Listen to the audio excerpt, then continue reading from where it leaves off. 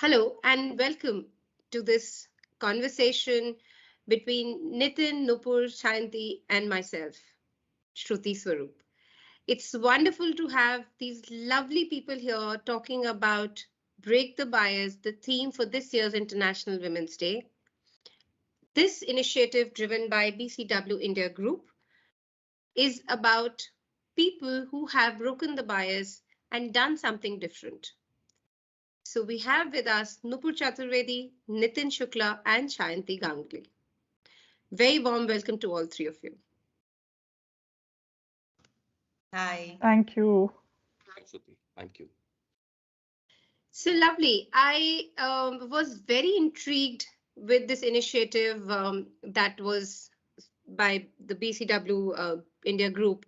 And it's really nice to know about what you all have done, hear about your nominations. So I'll start with Sayanti. Do you want to talk a little bit about your journey, your story, and why we're sitting here? Okay, about me, I am an amalgamation of many states. I technically am from Calcutta, West Bengal, uh, born in Bhubaneswar, Odisha, brought up in Patna, Bihar. Then I moved to Pune, Maharashtra for my higher education, and then Delhi, married to a Tamilian, and settled in Gurgaon with adorable two-year-olds, one boy and a girl. And the entire time that I've had in last whatever these number of years, especially when I see myself coming from a smaller town like Patna and growing up in the time of 90s, when there was a lot more prohibitions, so to say, for women. uh, Even during that time, I've always had my mind very clear, and I've always had my opinion on the table. Um, and it wasn't easy initially because you're always surrounded with the kind of, the feedback and the general notion that you have of people around you, even as basic as wearing the clothes that we are wearing. Or there are these set boxes that you have, that how a good girl should be, like very homely and very quiet and very docile. I was none of those. And but the only thing that I could do all of that, and I was very clear, is because of the support that I got of my parents. That, speak your mind, it's okay. Break the bias as much as you can. And yeah, so that's been my journey. Lovely. And we'll talk more about your journey and how you've been breaking the bias. Nitin, over to you. If you could tell us a little bit about your journey and what brings you here. Yeah, so I think like Shanti, I am also, born in Uttar Pradesh, Allahabad.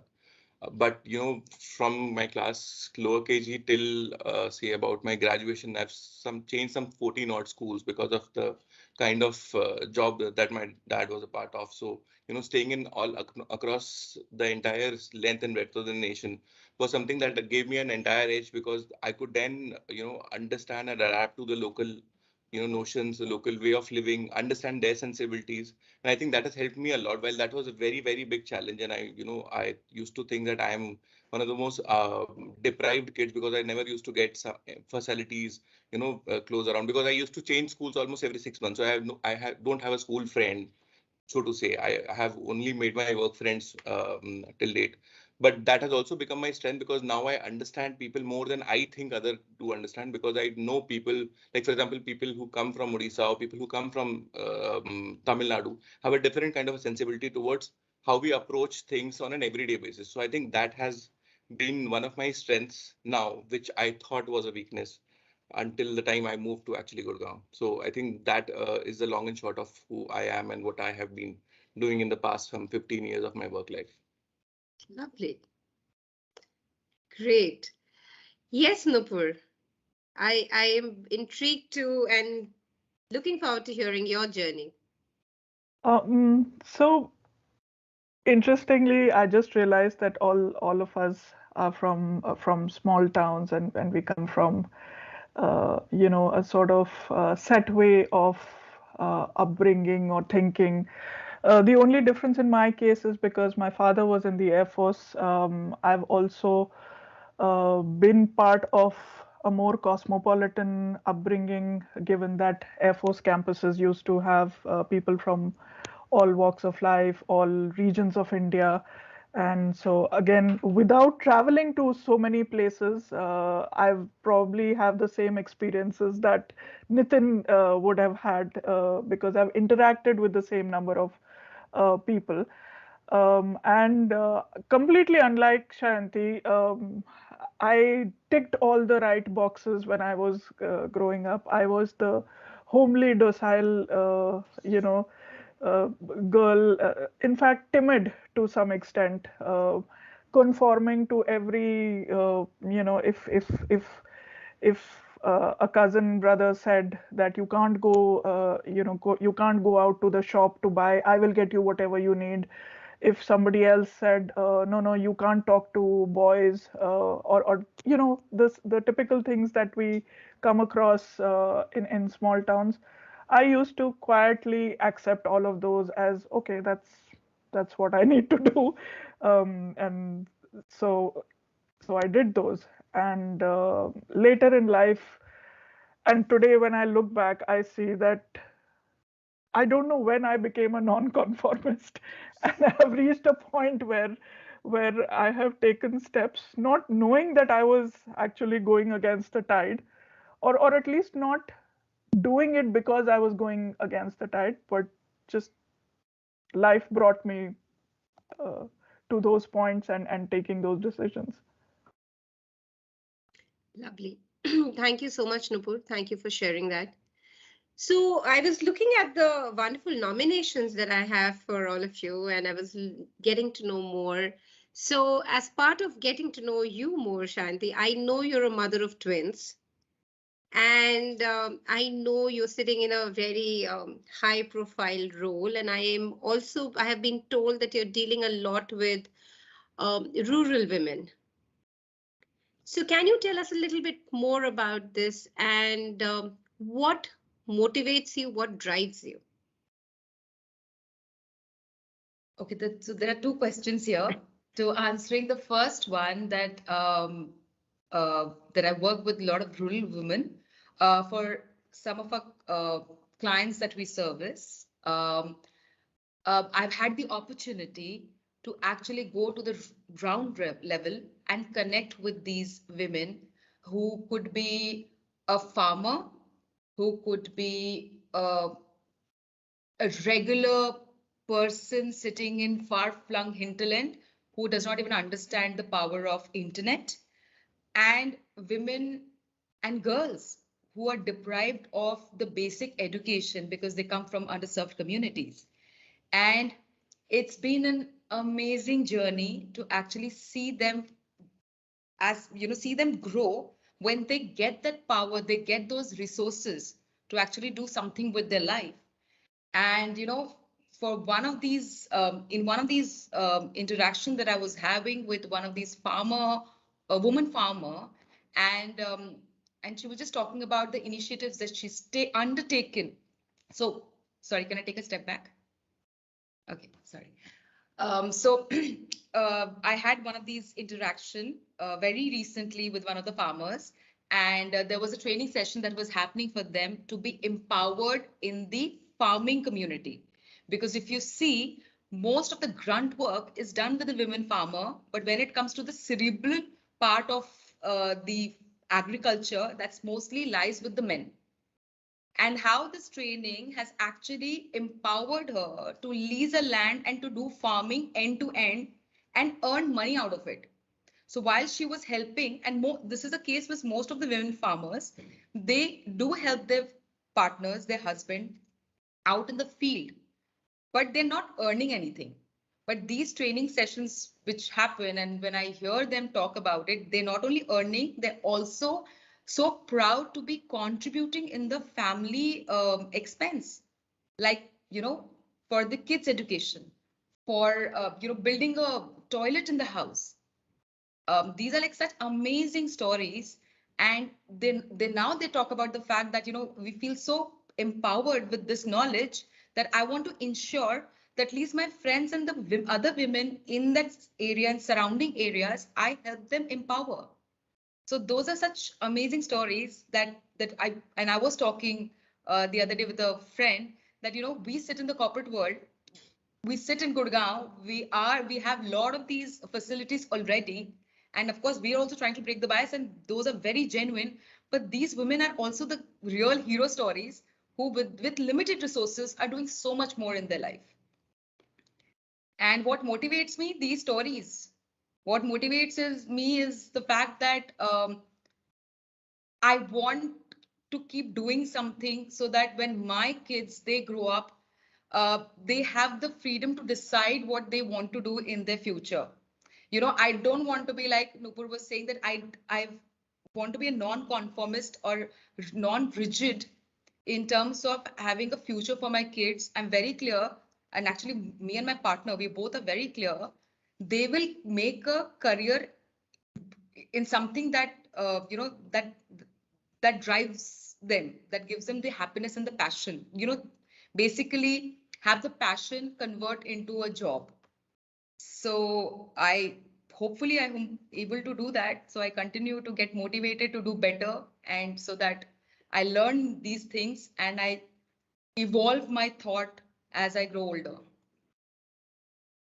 Lovely. Thank you so much for sharing that, Shanti. And I think I have so many questions that are coming out of what you've just said, but I'll hold on to them while I quickly go and speak to Nitin. Nitin, I understand that you are leading an all women's team, and you're seen as a huge male ally. Now, I know in my field as a DEI consultant with organizations, we felt the need of having male allies all the time. And one of the things we've known and we accept is that when you have male allies, the journey becomes easy. So, if you can tell me a little bit more about that, about what you're doing, has it been a deliberate attempt, or is it just something just happened along the way? So, yeah, over to you. Shruti, I think even I was surprised when Nupur told me about the entire nomination part, and becoming a male ally, so to say, wasn't the idea at all. I think I was just being natural and talking to them or connecting with them the way I could have connected with the male members of the team also. Now, one thing that has actually, and like I also said in my introduction, me coming from a small town and lived in a small town all throughout my, 30, 35 years of my life. One thing that has worked in my favor is, understanding the nuances and little things that can actually impact you in a big way going forward. So what I did was when I started working, coming from a small town, uh, there is this thing of you not being able to coming up front and asking questions if you have a problem, not stating it out loud. And even I had that problem, something that we call in Hindi as jhijak. So I also had that, and I never used to go out and ask questions. And so one thing that I had definitely decided was when I grow up to be someone where I have a authority to decide on people's future, on impacting their lives in some way or the other, I will ensure that they don't have this kind of a problem in going out and asking for things that they actually deserve or they actually have a doubt on. That is one.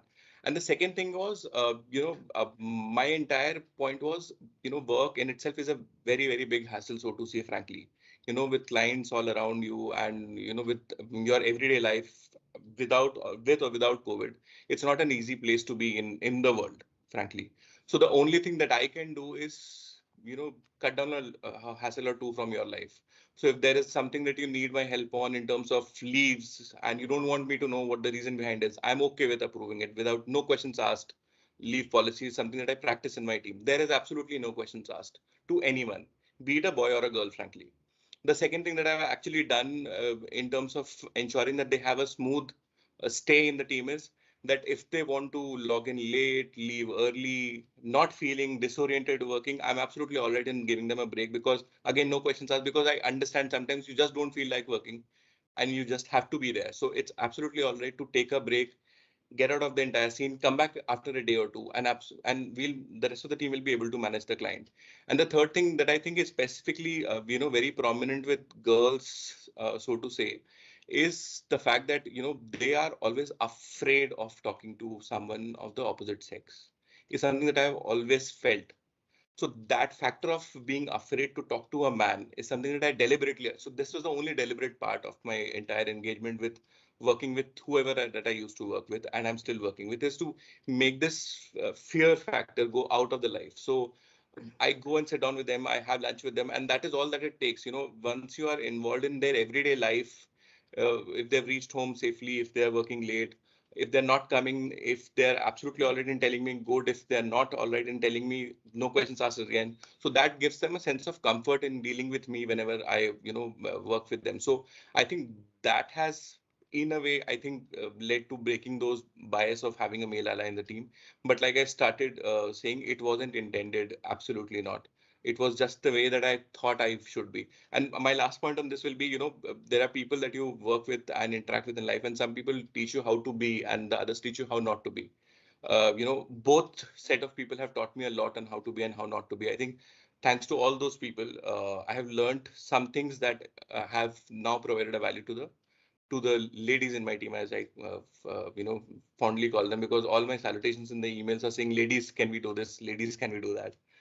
So that works very well for the team. So they feel empowered, and my work gets done, and I feel empowered that ways. This is amazing. Also, because, as you said, it's something that's possibly not come out of a deliberate attempt.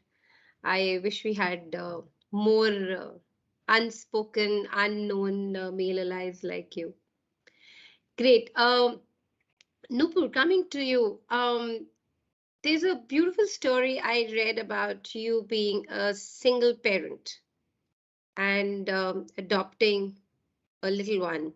Would you like to let us know a little bit more about that, and what is this about, and how did you have the courage? I know a lot of questions, but yeah, as in, how did you have the courage to do this in a society like ours? So, yeah, I mean, if I like I mentioned earlier, I didn't set out to be this, you know, non-conformist kind of person. At some point, I was like, okay, whoever my parents, uh, you know, kind of arrange my marriage with, I will quietly go and marry them, and just do check all the boxes, like Sayanti mentioned, check all the boxes that are laid out for you, saying, okay, married by 27, tick. And maybe 27 is late for some people. First child by 30, tick. Second child by 31, tick. Whatever. uh, None of that happened with me. It just didn't, because as it turns out, when it came to choosing a life partner, things weren't as simple as just accept whatever mother and father decide. Because a mother and father were liberated, so they didn't decide. and secondly,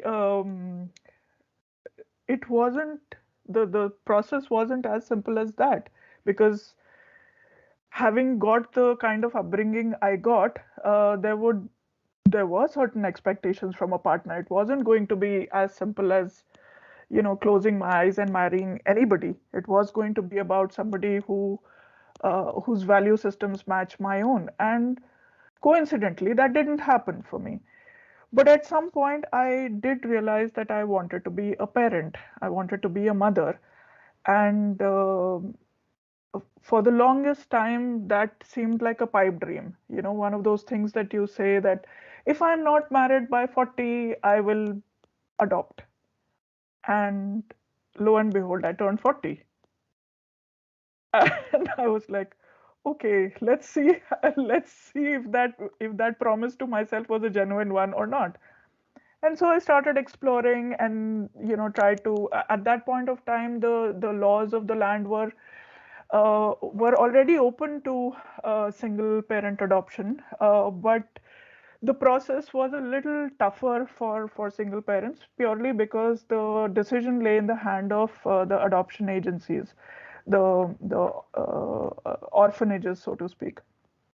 And their answer to me when I did some exploratory call was, if I have a choice between a couple and a single parent, I would want, in the interest of the child, to give the child to the couple.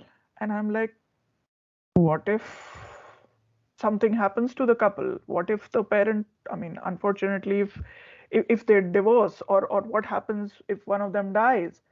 uh, what happens then? And they go, no, no, no, but at least they would have experienced some normal, you know, uh, parenting. And I mean, being the conformist that I am, I started to accept that answer somewhere.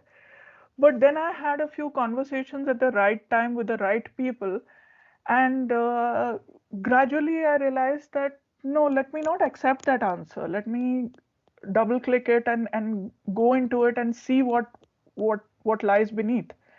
And again, I came across a lot of these single parent adoptive parents, and I got joined to their groups, and I kind of had conversations with them, and I realized that yes, it comes with a set of challenges, but I still want to do it.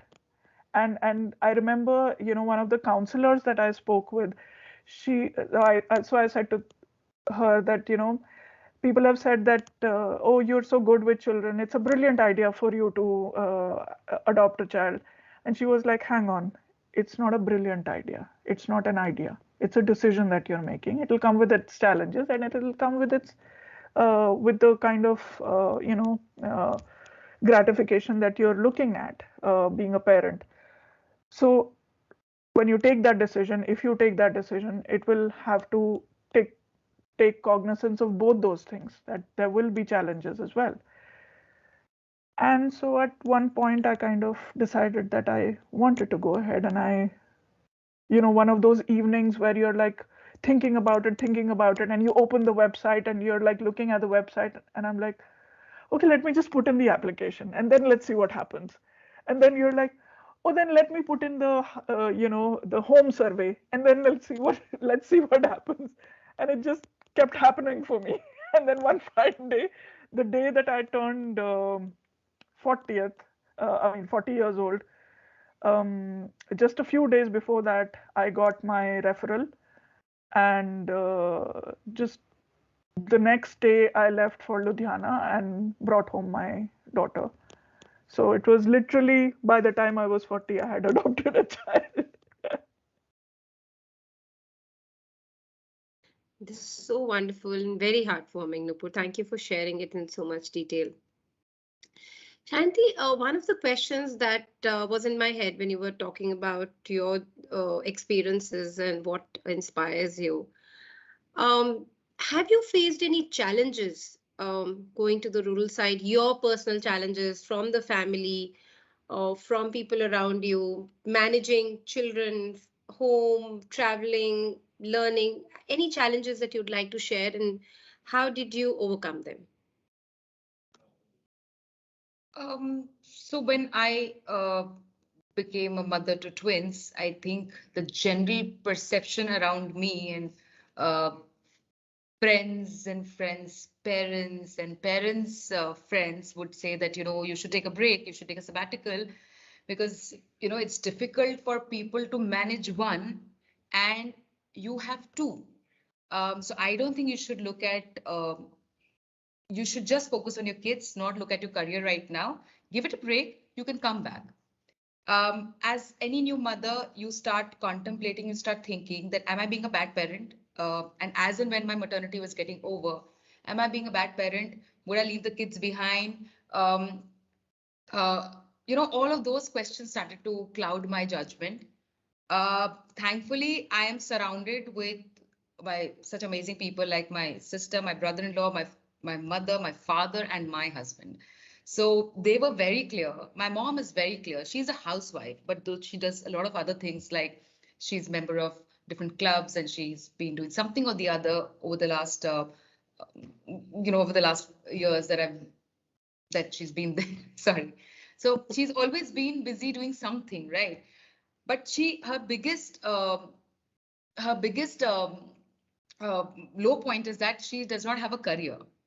So she was very clear with both her daughters that no matter what, you guys will continue to work, because being financially independent is really important. So so yeah, and when I was having these thoughts, I had spoken to my mother. My mother was very clear that, you know, your sister's done it, you can do it too.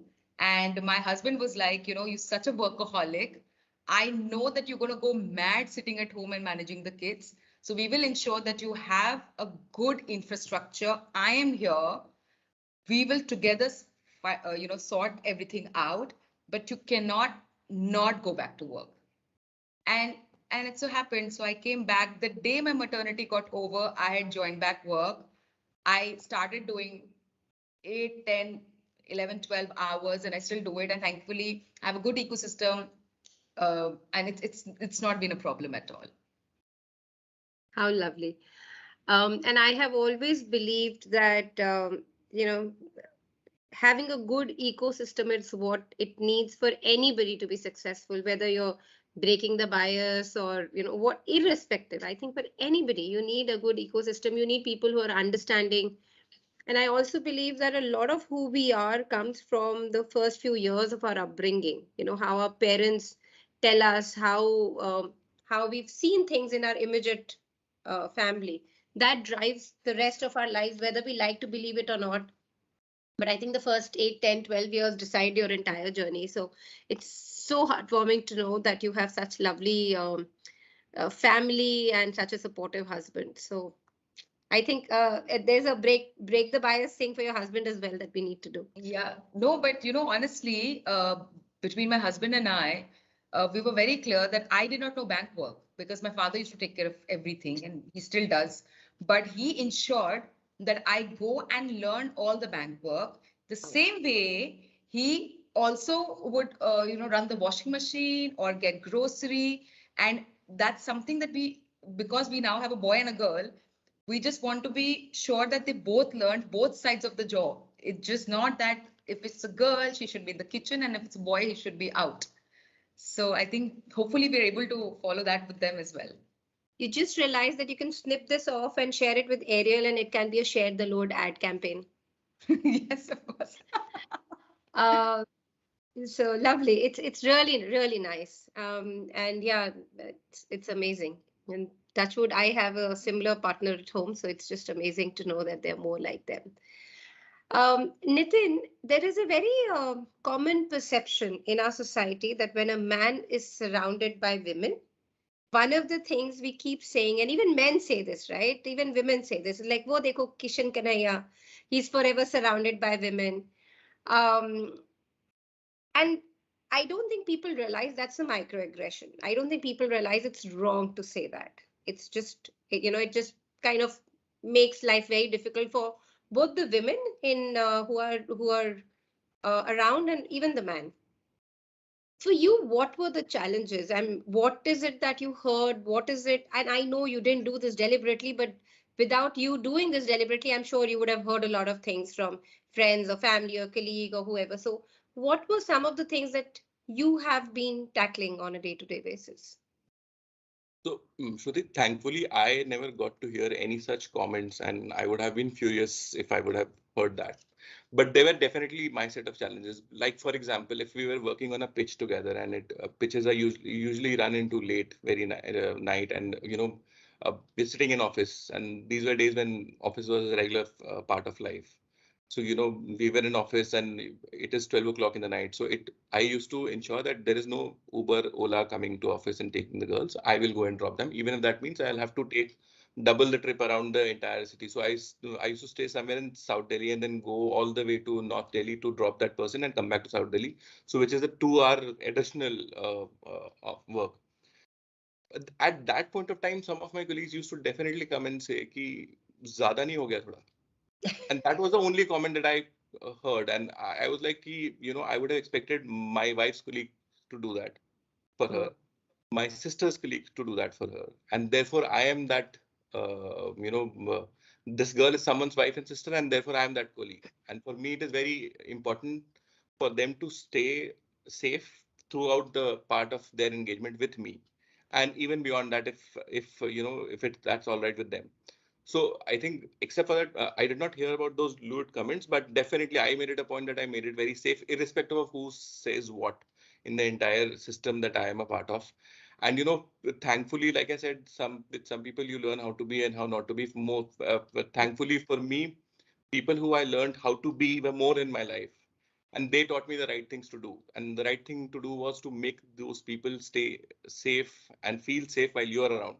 So I think that is something, even during the pitches, late nights, even after party, going out and dropping someone at home is a very simple thing. And this is not something that I'm doing as a favor to anyone, but that's my duty, is something that I feel. And no matter who says what, I definitely will continue doing that, no matter where I have to go in this entire scheme of things. How lovely. Thank you so much. And I hope we have, as I said earlier also, I hope we have more people like you. Nupur, when we were talking about you and you were sharing, I know you did share a few of your challenges in terms of what the law has said and what the paperwork is. Any challenges from your immediate family that you had to overcome? You know, it's coincidental, and you think that the world hasn't evolved, etc. But the day that my daughter came home, even people who were a little apprehensive about how this was going to turn out to be, including my mother, who's my biggest support system. I wouldn't be able to do any of it without her, because she's literally taken the role of a partner with me in this whole process. So everybody around me had minor apprehensions about how challenging this was going to be. Not that how kya decision liya hai, but more like it's going to be a difficult journey ahead. Um, but the day that my daughter came home, everyone just reacted in two ways. One, what an adorable bundle of joy, and two, how can we help? So when you hear people say it takes a village, uh, it really has taken a village. And in this village, I don't just include the people at home, my friends, family, extended family. I include my work family as well. You know, right, the day that I mentioned to my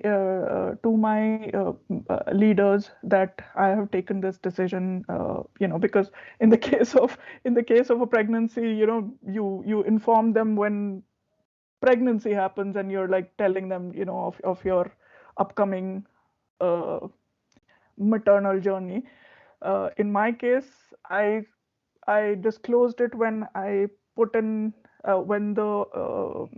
when I my name was already on the wait list and going up.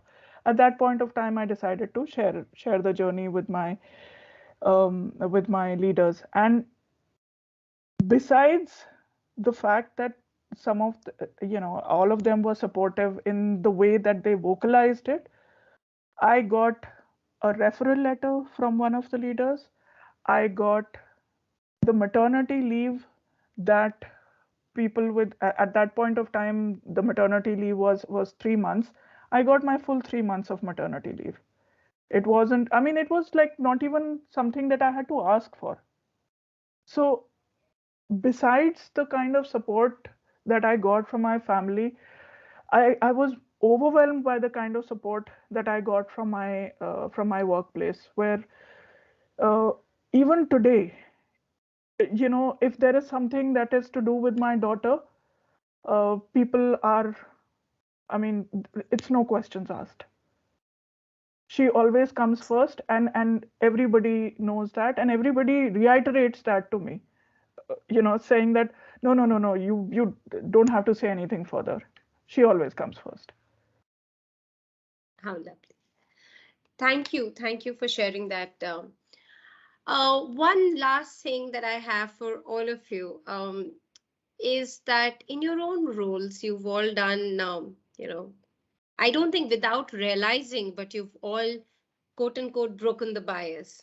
Um, I think this was something that was very inner driven, very driven by who you are as people. So, one question for all of you, and whoever can start first. Like to tell others so that they can leave an impact? And maybe we can start with Nitin. I don't know. Anybody goes first.